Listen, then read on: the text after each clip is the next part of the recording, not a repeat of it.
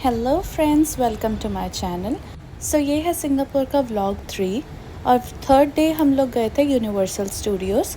पूरा दिन universal Studios में ही लग जाता है, तो हमने पूरा दिन वहीं स्पेंड किया था।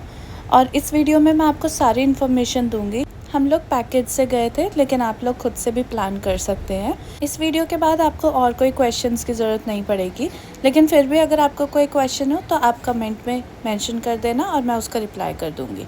तो यूनिवर्सल स्टूडियोज सेंटोसा आइलैंड पे है और सेंटोसा आइलैंड पे ही सी एक्वेरियम भी है और बहुत सारी चीज़ें हैं सेंटोसा आइलैंड पे ही।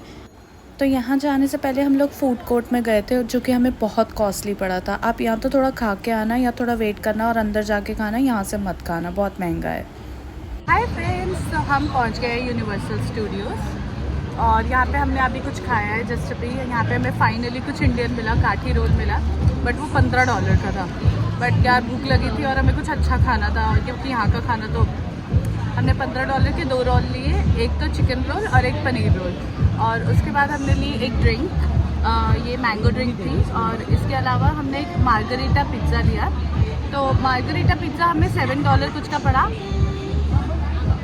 और अब हम इसके बाद एंट्री लेंगे, लेकिन अभी तक हम लोगों ने एंट्री ही नहीं ली है। ये एंट्री से बाहर ही है, फूड कोर्ट टाइप बना हुआ था, तो इसलिए हम लोग अब एंट्री लेंगे। उसके बाद देखते हैं, अगर अंदर भी कुछ अच्छा खाने को मिल जाए तो बेटर ही होगा, क्योंकि यहाँ पे तो कुछ अच्छा मिल नहीं रहा है हम लोग को खाने का। बहुत ही मुश्किल से हम लोग जी रहे हैं, सर्वाइव ही कर रहे हैं हम लोग यहाँ पे, बस खाने पे और कुछ नहीं कर रहे।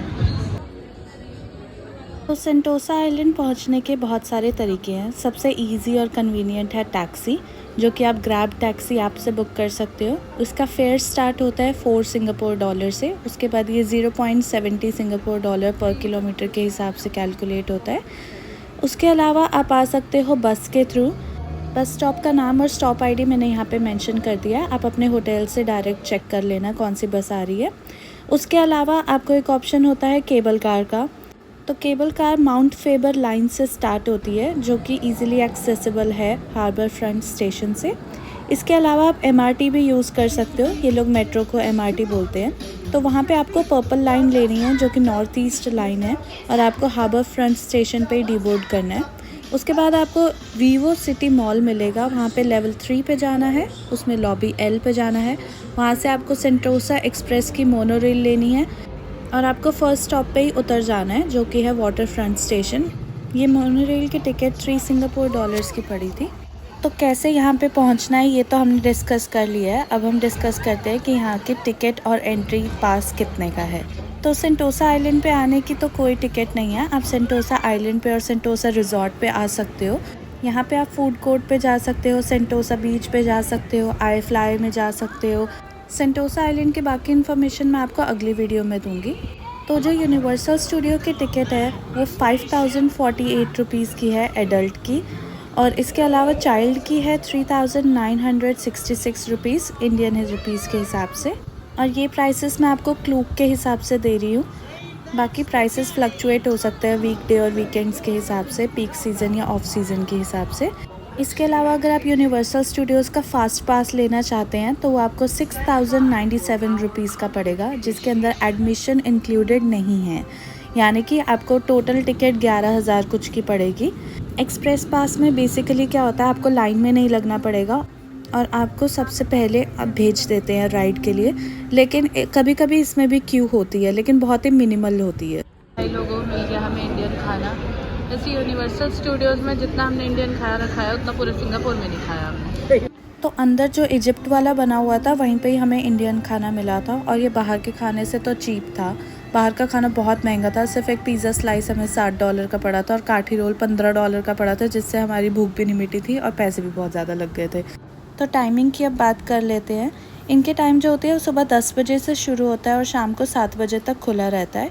इसके अलावा अगर आप जल्दी आना चाहते हैं तो आप जल्दी भी आ सकते हैं पॉपुलर राइड्स पहले लेने के लिए, लेकिन इतनी ज़्यादा भीड़ होती नहीं है। और सबसे इम्पॉर्टेंट मेरे लिए जो था कि मीट एंड ग्रीट का जो स्केड्यूल होता है वो आप चेक कर लेना, जैसे ये श्रेक था, इसका मीट एंड ग्रीट टाइम मुझे नहीं पता था, तो ये ऑलरेडी जा चुका था जब मैंने इसे देखा था। अगर आपको मिनियन के साथ फ़ोटो खिंचवानी है या श्रेक के साथ फ़ोटो खिंचवानी है या पांडा के साथ फ़ोटो खिंचवानी है, तो ये लोग एक अपने स्केड्यूल्ड टाइम पे आते हैं। आप वो स्केड्यूल्ड टाइम चेक कर लेना और उस टाइम के हिसाब से आपको लाइन में लगना पड़ेगा उनके साथ फ़ोटो खिंचवाने के लिए।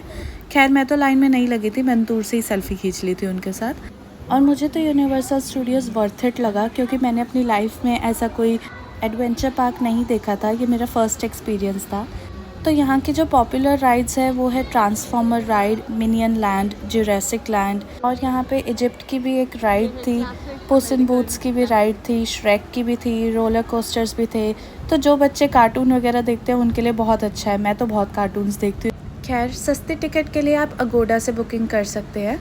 थैंक यू सो मच मेरी वीडियो देखने के लिए। मिलते हैं नेक्स्ट वीडियो में। बाय।